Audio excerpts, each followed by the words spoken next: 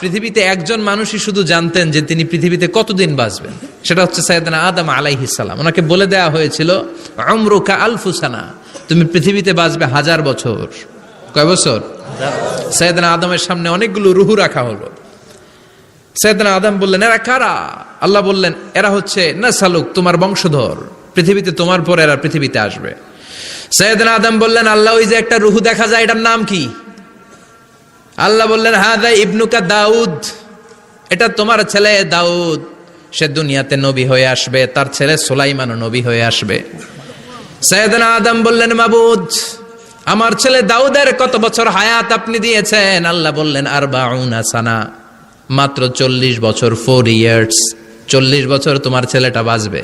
ও আল্লাহ, আমি বাঁচবো কয় বছর? তুমি বাঁচবা 1000 বছর। সুবহানাল্লাহ। সাইয়েদনা আদম বললেন, মাবুদ, এত ফুটফুটে সুন্দর আমার ছেলে দাউদ, মাত্র 40 বছর দিলেন কেন? জিদ মিন উমরিহি, বাড়ায়া দেন। কি করেন? সুপারিশ করতেছে পোলার লাইগা। কে? বাবা। আল্লাহ আপনি বাড়ায়া দেন। আল্লাহকে বাড়ানো যাবে না, লেখা হয়ে গেছে। রুফিআতিল আকলাম ওয়া জাফফাতিস সুহুফ, কলম তুলে নেওয়া হয়েছে আর কালি শুকায় গেছে, আর কিছু করা যাবে? সাইয়েদনা আদম বললেন, মাবুদ, আমার 1000 বছর কেন দিলেন? আমার এই সুন্দর ফুটফুটে ছেলেটারে মাত্র শুধুমাত্র 40 বছর কেন দিলেন? ও মাবুদ, আমার 1000 বছরের দরকার নাই, আমার 1000 বছর থেকে 60 বছর আমি আমার ছেলেরে দিয়ে দিলাম। দাউদ আলাইহিস সালাম বাঁচবে 40 বছর, তো বাপ আদম যদি আরো 60 দেয়, 40 আর 60 মিলে কত হয়? 100।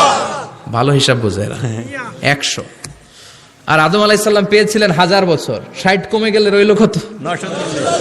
940 বছর পৃথিবীতে থাকার পরে মালাকুল মাউত চলে এসেছে। কারণ এটা on time, the death will come on time, it never late, কখনো দেরি হয় না।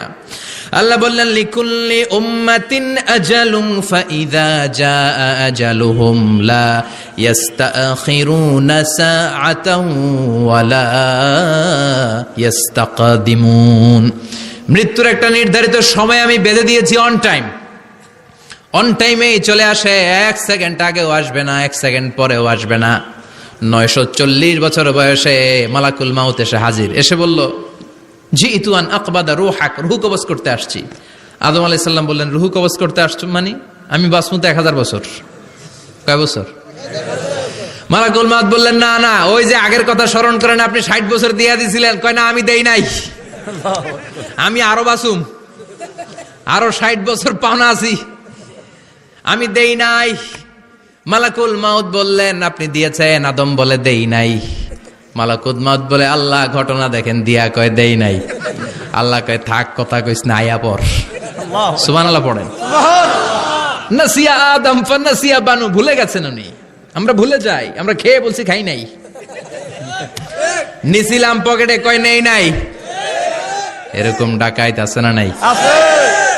নাসিয়া আদম ফানাসিয়া বানু, বিশ্বনবী বললেন, আদম ভুলেছে তো তার সন্তানরাও ভুলে যায়। জাহাদা আদম ফাজাহাদা যুররিয়াতু, আদম অস্বীকার করেছে, তার সন্তানরাও অস্বীকার করে। সেদিন থেকে আল কিতাব ওয়া শুহুদ, মানে লিখে রাখার সিস্টেম আর সাক্ষীর সিস্টেম চালু হয়েছে। সুবহানাল্লাহ পড়েন। সুবহানাল্লাহ। 940 বছর বয়সে মালাকুল মাউত এসে আদম আলাইহিস সালামের রূহ নিতে পারে নাই।